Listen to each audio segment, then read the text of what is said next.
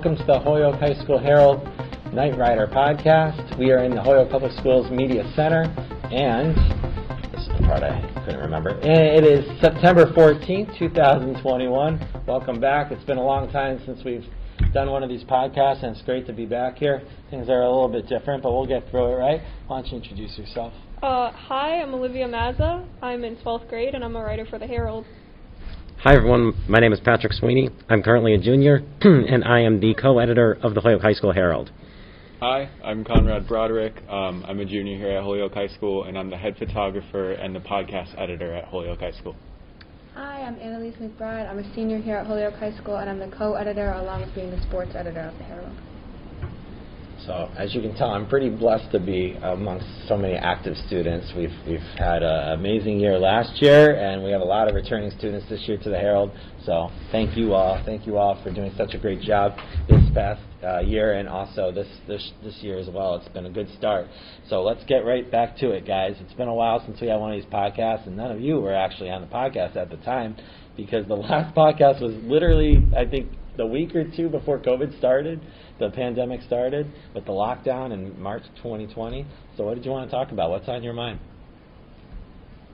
Well, it's good to be back, I gotta say. It's good to be back in person, right? Yeah. I mean, definitely things are very different, the masks and everything like that, but it's on a positive note, it is good to be back, in front of teachers, actually learning instead of, just sitting in front of a screen. What was that like all day, sitting in front of a screen? It was, it kind of took it for granted because I did complain about it a lot, and part of me kind of misses it. But yeah, there's nothing like actually learning in front of a person, in a classroom. Sure. So it is good to be back. Yeah, it's definitely a much better learning environment because being like online and Zoom, it was really hard to learn things.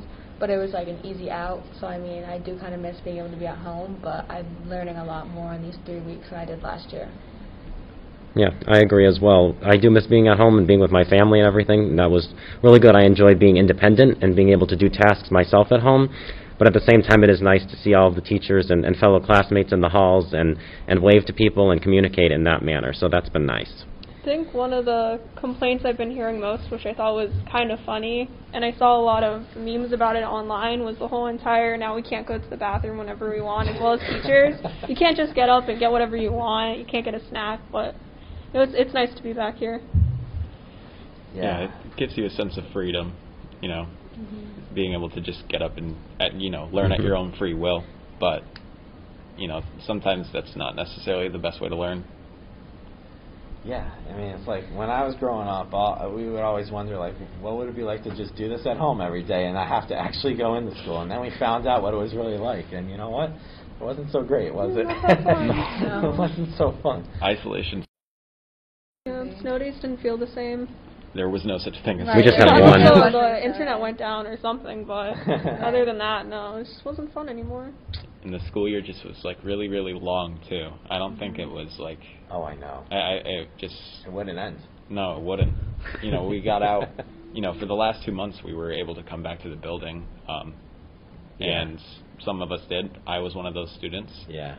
And we got out late June, and yes. I don't know. That's kind of not. It was no fun. Only 2 months of summer. It was short. It was very short. My goal every year, my birthday is June 24th. My goal every year is to mine. get out before. Oh, that's right. Get out before my birthday. Yeah, exactly. We just made it, I think. Yeah, by 3 days. Was it 3 days? It was the 21st. So, all right, a lot of positivity apparently. I'm glad that you're happy to be back, because I'm happy to have you guys back. It's very good to actually be able to get to know you versus trying to do that on the computer. It was very difficult for your teachers, so it's just awesome to be able to see you in person. So that's good. Let's also talk about some other things that were on your minds. COVID. I mean, that's the obvious one, right? How is that for you as a student during a global pandemic, being in school? I mean, it's definitely a struggle. There's a lot of things. I think it was worse last year. There's a lot of things that we had to juggle, and some teachers understood that, some teachers didn't. So it was definitely a lot of a struggle dealing with things. I know a lot of people were really feeling the stress. So I think being back in the building is better to some extent because teachers are like being a little more flexible on things like that. But it's like stressful in a different type of way now, because now we're worried about going to school, being with all these people, and whether or not someone has COVID, things like that. So it's just, I feel like either way it's going to be stressful. It's just a different type of stress. Yeah. I definitely don't think there's enough safety precautions for when it comes to COVID, and especially with this new Delta variant that's 2 times more, what would be the word? Transmissible? Transmissible. Yeah. I don't think that we're doing enough, and especially, with what's going on in the lunchrooms and even in the hall, the foot traffic is a little bit too crowded, and it could be a possibility of transmitting. So would you narrow it down to lunch and transitions being the 2 parts of the day we need to work on more? Basically, it's a little bit of everything, if I'm being honest. Some of our classes are even way too big. I don't know. There's not much you can do because we are a big school, but the least that they could do is at least try to lock down on getting these masks over our nose and basically get vaccinated, kind of like, because it's very important to, stopping this, especially for a lot of younger kids, too. Yeah. Absolutely. Yep.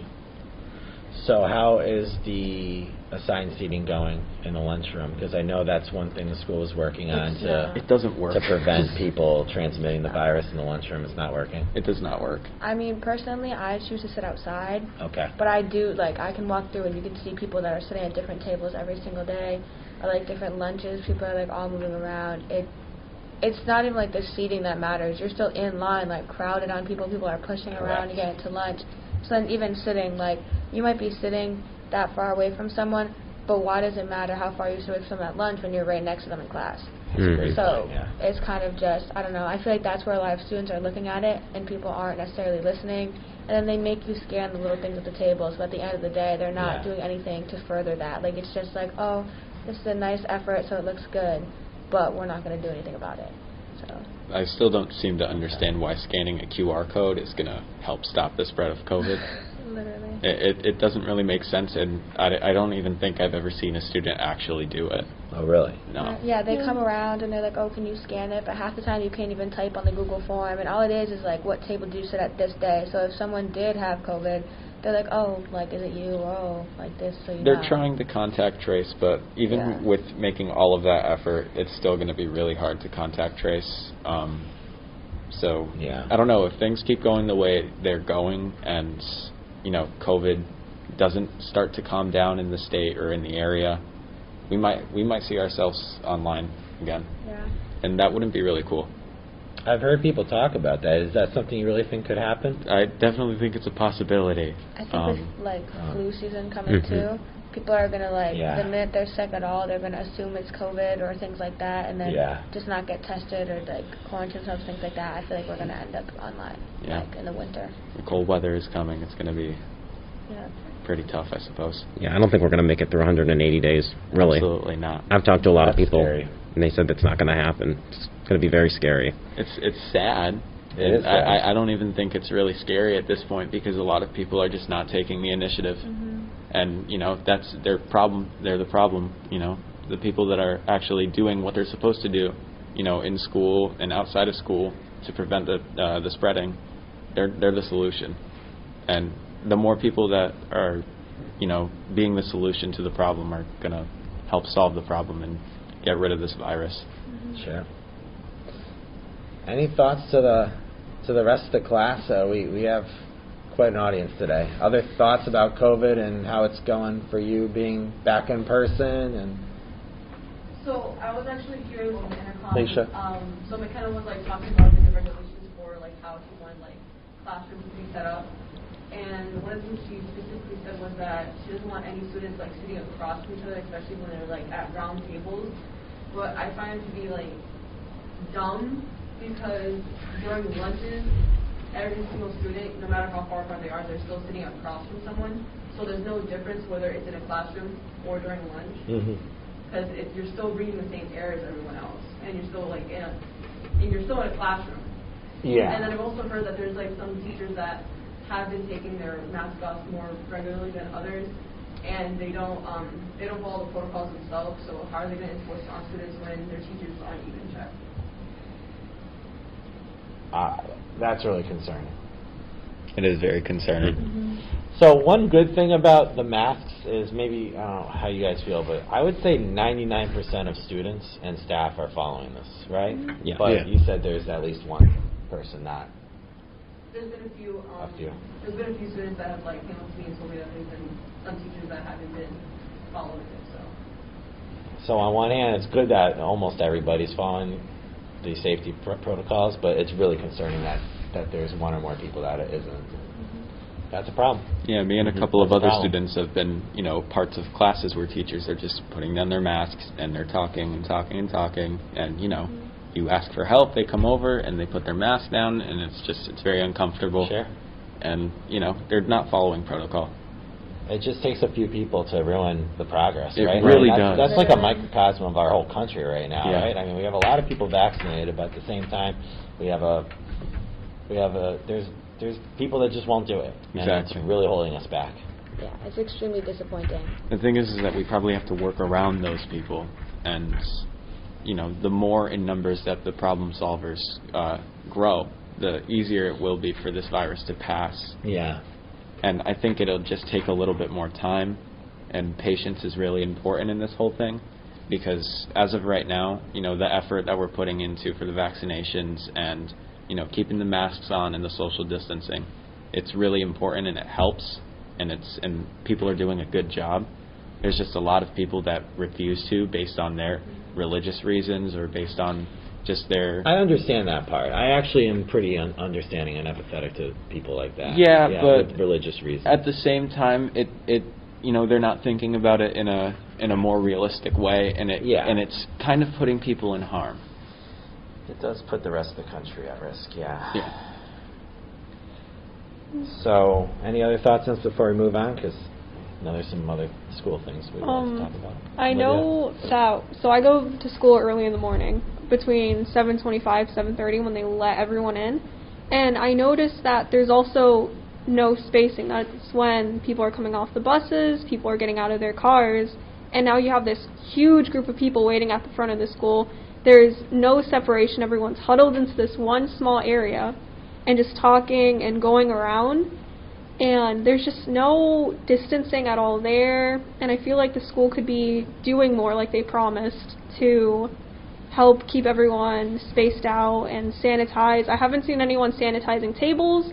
I haven't seen teachers taking this seriously when it comes to spacing or to keeping your masks on, as Alicia stated. It's just I don't think the teachers are taking it as seriously as they could, or at least most of them. Yeah, I think the whole, I came in for 2 days last year when we could come back in person, and that's when, you were being told, sanitize your chairs and things after. I assumed when you come back in the fall, the same thing would happen, you'd have, little times at the beginning and end of your class to do that. No one's done that. There's nothing, even in the rooms to be able to do that if teachers wanted to, let their class do that. So I don't know, it seems like they're not taking it as seriously as they were in the spring, but, I don't know, it makes no sense. We were given those bottles and paper towels, but have I seen it being done actively? Probably not. So I'll admit that. Yeah. I was assuming something like that was going to happen this year as well, and I was definitely thinking that classes would be a little bit more small and spaced out the way that they were for the last 2 months. That was the next thing you wanted to talk about. Is How are your spacing. classes? I gotta be honest, the classes are okay. I can't really complain, for the learning environment is okay. I think it's just more the physical environment that might just not be very safe. Okay. But I don't have any complaints to any of the teachers or what they're teaching or anything that they're doing to help us learn.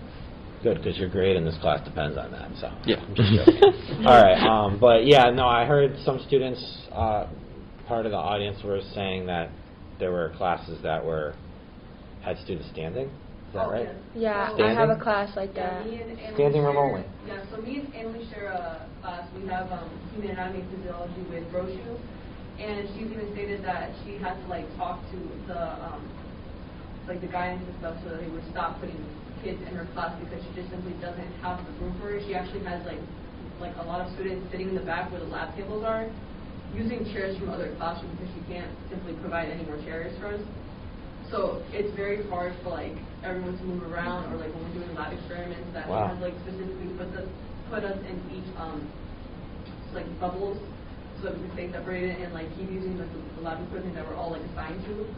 But you can tell that she's stressed about it and that she's like trying to like find different ways to like solve and like make sure that no one's moving around as much, because her room is very small compared to some others, and she does have a lot of kids that she has to like make sure that aren't moving around and touching too many things. So I feel for her, and I know it's not her fault because she's even like tried like to stop it. But even like yesterday, she got one more student, and then we had a whole situation trying to figure out where she was going to stay, and that just like took up a lot of time in class. So there's that. So the social distance mandate was, which I do not understand, was less than from 6 feet to 3 feet in the classroom. Are they adhering to that at least? I feel like in my classroom it's 3 feet. Mm-hmm. I think definitely. what she said is it was like 3 feet from the middle of each desk. But that makes no sense because no, it doesn't make sense. You're sitting there, and I know her classroom is made for 24 desks, and when I took her class, I had a different class with her sophomore year, and even then we still had too many people in that classroom. But they at least like kind of listened to her when she was like, oh, this is a chemistry class, we can't have this many people. They listened to her, and now that she's telling them the same thing, they've given her like 3 more students after she told them like, we can't put anything in there. I remember a teacher being in her classroom like watching, and she told them, she was like, do you think you could talk to them and tell them I can't put any more people? And he was like, oh yeah, I'll definitely do that. And then the next class we got another student. It makes no sense. Like, I feel bad. I think we have like 29 people in that class, and we only have 29 out of 24 seats.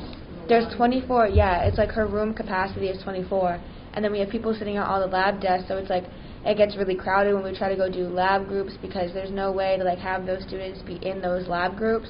So people are like moving. It's like this whole big thing, and then of course, like Alicia said, we're all using the same equipment that's getting moved around each time because other classes are using it. It's just, I feel like they didn't think about science classrooms in that sense. They thought about English classrooms, history classrooms, math classrooms where you're not using all the same stuff. But it's not as packed, but her classroom is like literally like full.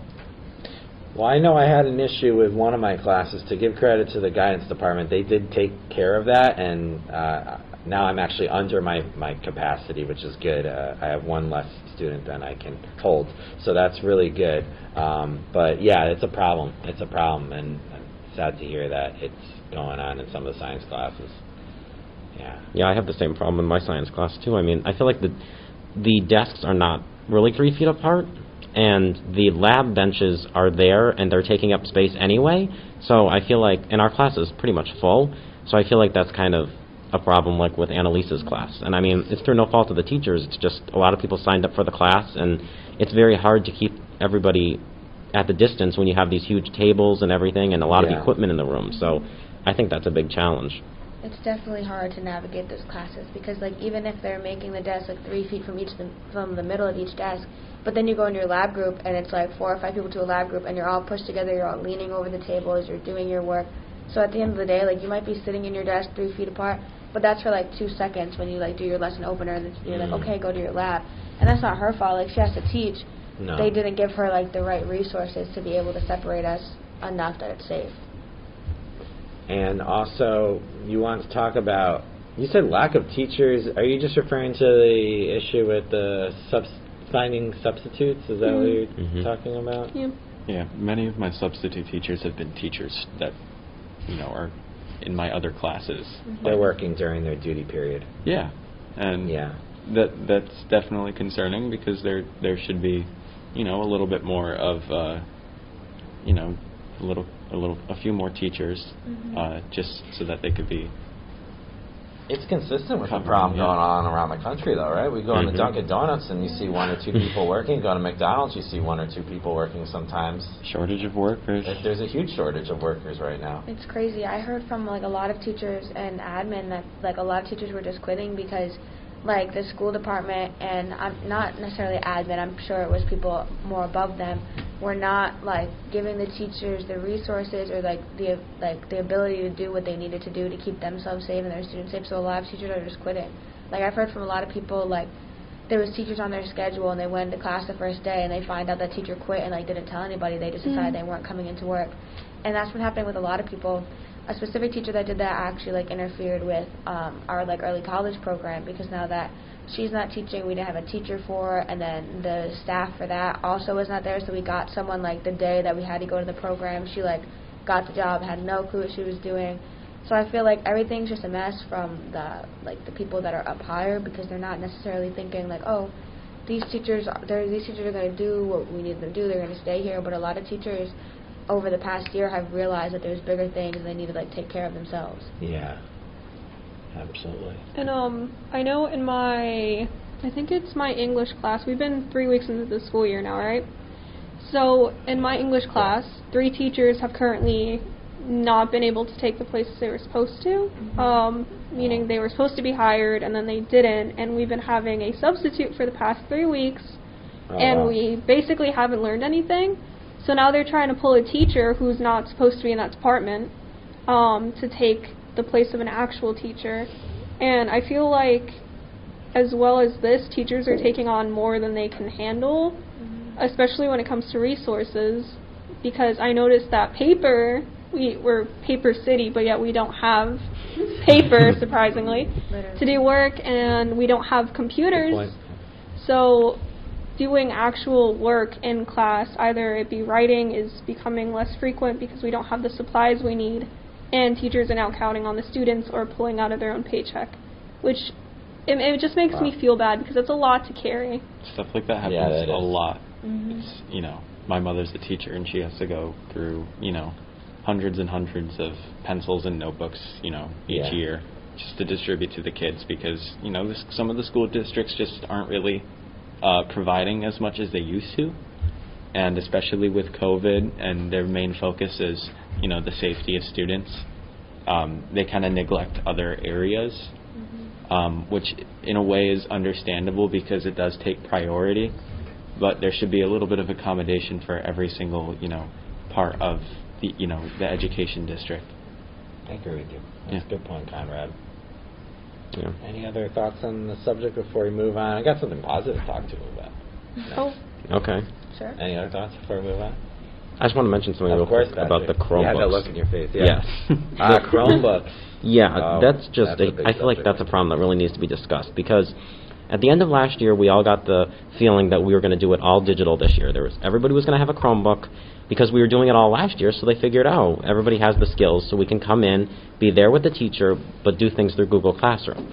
But when we got in this year, I think I heard that like a third of people didn't return the Chromebooks of the students I heard that too. at Holyoke High School. That's concerning. So they only have like 67% of the Chromebooks they need. And I mean, they're hanging out around the school, which is kind of odd because, they're all in like one area by the band room, and that's my home room, so I just kind of see them sitting there, and I'm like, what are they doing there? Because they kind of should be in use, but then at the same time I figured out that everybody should be using one. But some of my teachers have been saying it's been difficult to navigate through both Google Classroom and on paper. Like in my history class, we do things online, sometimes for homework, and then we submit things by paper.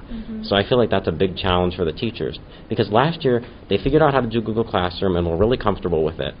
And now this year they were promised that they were going to use it again, are not using it, and now they have to go back to a paper, which, like Olivia said, they're having a shortage of. So I feel like that's something that also needs to be addressed. Yeah, with the Chromebook situation, for my F block, I sit in the office, and I'm an office aide, so a lot of times Ms. Richard will come in, and she's like, can you guys help us do this and this? So we sit there, we organize Chromebooks. A lot of the thing is they, literally yesterday, I took 3 from a parent that was just bringing hers in, from a student who graduated. So it's it's a little tough. She has to sit there, and each Chromebook has a code, has to go in the right cart, and then we have to bring the carts to classrooms and switch them out. I spend most of my blocks doing that, running Chromebooks around or organizing them, but then teachers don't take the time in their classrooms, so they don't have the time. They're asked to do so many things. They don't have the time to make sure all the Chromebooks are back where they need to be. They don't have the time to go return them and bring them back. We've talked about it, and we've said that each classroom should have a designated cart, and they could be homerooms. The students get their Chromebooks in the morning from their homeroom and bring it around, but there's no way to do that because we just don't have enough people to figure out that whole Chromebook situation, because we have to go through the tech department too and lock them and unlock them, and it's a whole big problem. Sounds like it, yeah. I hope we can get that figured out soon. It's such a valuable resource to a school, having these Chromebooks. So we did have something positive to bring up here, folks. Our football team won big on Thursday night. Yes, What was they the final? did. It was 51-0. Oh, it was 51 It was nothing. 51-0. Oh my God. It was a great game to watch. They were up 33 by the end of the first quarter, and then 45 by the time it went to the half. And then it was either in the third or the fourth quarter, I don't remember, is when they scored their last touchdown. The game. So congratulations to the football team. Great job. Yes, it was a great game to Good watch. fans in the rain too. Yes. You know. Brought umbrellas. Yeah. The cheer team was sitting there with ponchos. Yeah. They were out there. Yeah, they were great. Yeah. It was just a good crowd. I wasn't really expecting that large of a crowd for a game in the middle of a pandemic with the weather the way it was. So Yeah, thank you to the community for supporting us. I wasn't expecting such a total beatdown though from Springfield. You know, Springfield I is wasn't known either. for their I wasn't football. either. Central is known for their football, not And Putnam. yeah, but Yeah, that's going to be a there's test. there's some pretty good kids on in the Putnam school as well. But if you want to go play football and you want to do good at it, you go to Central for that. Yeah. But Have you been to Putnam? It's literally, it might actually be the nicest school I've ever seen in my Yeah, life. it's a really nice No, I'm not school. kidding. It's beautiful. Yeah, they're very fortunate there. It's like a mall. They have like their own cafe for the business department. They run a cafe. Yeah. They have a bank. The business department has like a little bank there. It's like with an ATM in it. It's really interesting. All the programs they have going on. All right, I want to sneak this in, guys. You know my one big problem with this year. It's not COVID. It's the start time. Yes. But Annalise likes the start time. I love right? the start So time. I was Yeah. excited for this debate. We're gonna have a little Yep. debate. You like it too? I love it.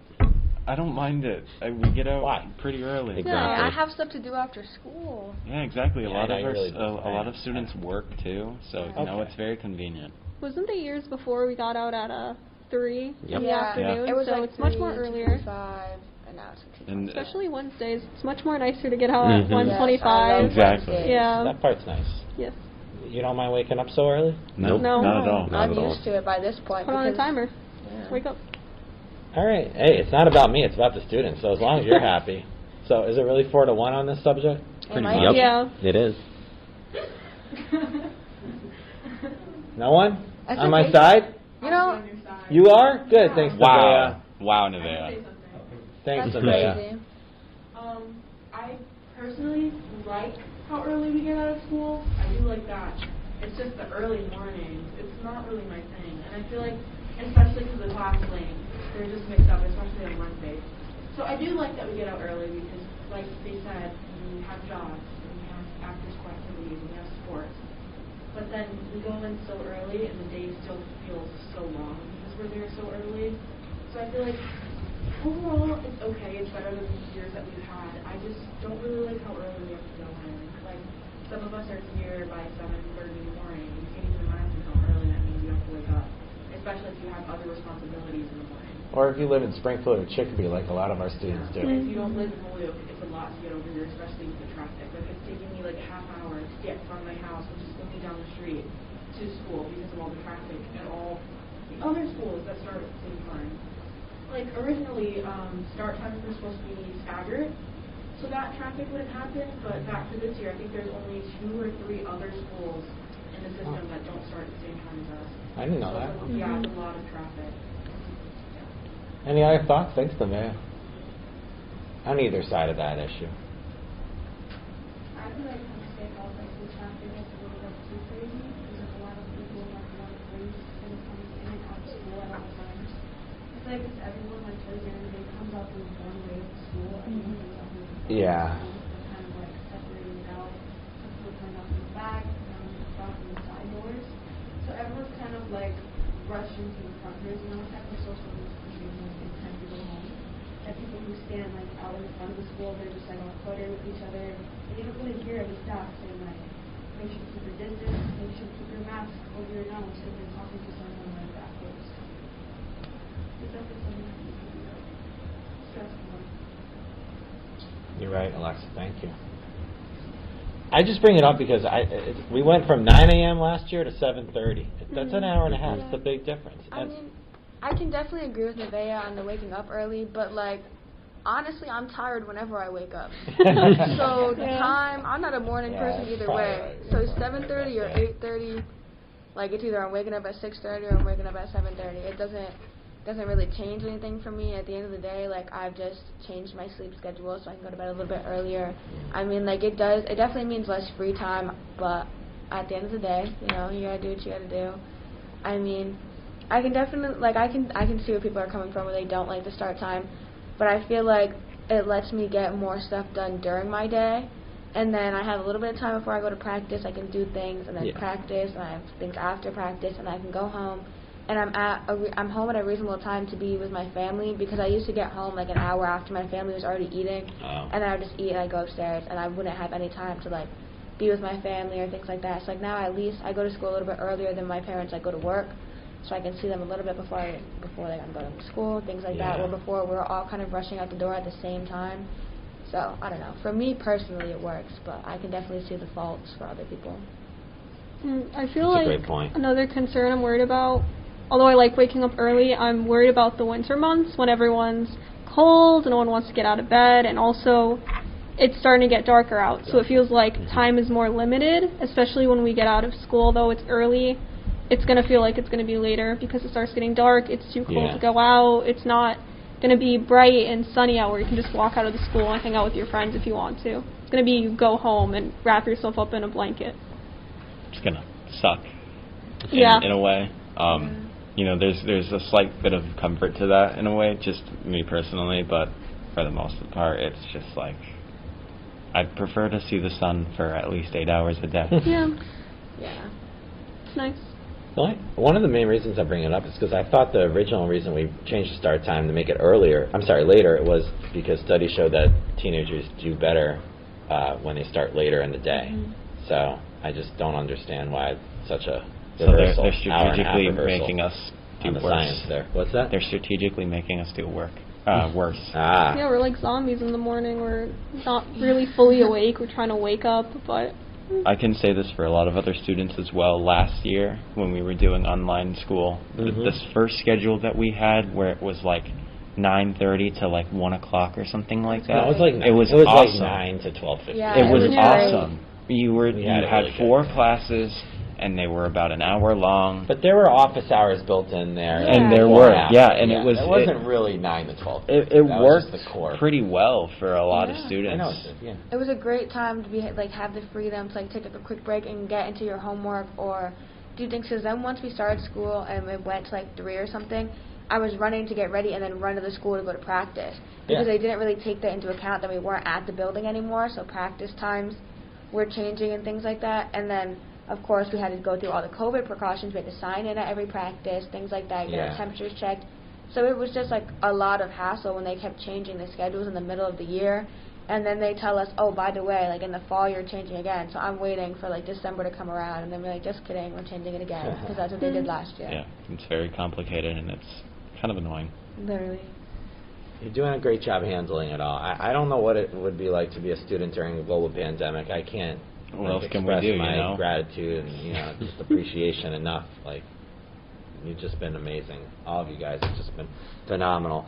So we've touched on it. We'll end with what it's like to be back. So we're generally happy to be back in person, I assume. Yeah, I mean, there's a sense of normality, but then it's also kind of scary that it feels a little bit too normal. Like, I'm walking in the hallways, I can say hi to people, like, people, like, come up and they give me hugs in the hallway, like, oh, I haven't seen you, you can talk to teachers in the hallway. Like, I can be walking around the classroom and go into a different teacher's classroom and be like, hey, what's up, or things like that. And it's just a little weird. I feel like it shouldn't feel how I was in school pre-COVID. Like, even, like, sports, like, I go into the locker room, everyone's all up on each other in the locker room, we're having normal sports and things like that. Like, yeah, we have a mask on, but at the end of the day, everything feels like a little too normal. Like, don't get me wrong, like, I miss it, but I feel like it's a little dangerous in a way. But that's why we're talking about it here. It's one of the few places we can actually get together and talk. Anything else before I throw it out to the audience? If we keep doing what we're doing, and like I said before, we are the solution, and if we continue to be the solution, I'd say in a year from now, we wouldn't have to be wearing these, and we wouldn't have to worry about any type of social distancing or any type of worry about transmitting some type of a, contagious sickness like that, If we keep doing what we're doing and we get more people to do it, and they educate themselves and they, take action on what they're supposed to do, then there should really be no issue in getting rid of this. I agree with you. Yeah, I wanted to add something about like my preference, that I would actually prefer to be remote because I had such a good time with my parents last year and everything, and it was just it was a lot less stressful for me, because here I'm constantly thinking about, like, am I doing something that's going to put myself at risk of contracting the virus? I mean, I know the mask helps and everything, but the hallways and everything, and like I'm constantly thinking, oh, if somebody's going to come shake my hand, I got to do an elbow bump with them. I'm not going to shake their hand because, I'm worried about that. So it's a lot more stressful for me, and like I said, I would rather be remote, but right now I'm just at the point where I'm making the most of the situation and having a good time despite the obstacles. Yeah, I can agree with Patrick on that. It's been really hard because I'm pretty conflicted. It's like, would it be safer to be remote? Probably, but then it's my senior year. I'm trying to get the most out of the events I can have. Like, I know there's been a lot of talk about whether we're having pep rally or not, and I feel like the school is going to let that happen because of other things that they've let happen. But then, knowing the way that our school runs, we're going to hear about it until like the week before, and then things are going to get canceled. And I feel like that's what makes a lot of students disappointed, at least from what I've heard and from how I feel. They promise all these things, they talk about all these things, and then it's like right before it happens, they're like, no, actually it's not going to happen. Because at the end of the day, what I've seen is that admin tends to care a lot more about like the state's approval, as in like test scores, that they're following the safety protocols, kind of like what I said, like the QR codes on the table. It's like that's not because that they genuinely care, it's because they have to follow a safety protocol. So I don't know, I feel like it gets really frustrating because they expect us to do so much and just come back and roll with whatever they're throwing at us, but they have no way to support that or show that they genuinely care about that, other than like caring about like their jobs and worrying about what's going to go on. Which, like, I mean, obviously you have to do that too, but you put yourself in a job where like you're more responsible for other people as well. Yeah. And then at a time like this, it's just you can really see who cares and who doesn't. It seems like they care more about how the rest of the world, or well, the rest of our state views them, rather than how the children in the schools actually feel. Because we see how the administrators are acting and how they're behaving and how they're representing themselves, and they put on this figure of, we're doing all that we can for our students and we're trying our best, but then when you're actually in the school and you see what's going on, it doesn't seem like much is going on, especially when it comes to having prep rallies. They'll talk about, we're going to do this for the school and we're going to do that, and yet it never happens. Exactly. And it's really disappointing, especially when it's time and time again of it happening.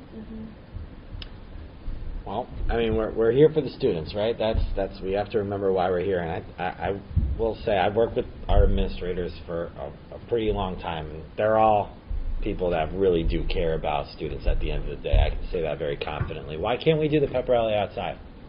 Why wouldn't that be okay? That's just not a thing. That would be safe, right? It's not a thing. The science says it's safe outside when the sun's out. I feel like there's ways that we could do that. I know one thing they were talking about is not merging our pep rally with the Dean campus, because we usually do that because sports are merged. It's like this big thing before the Thanksgiving Day game.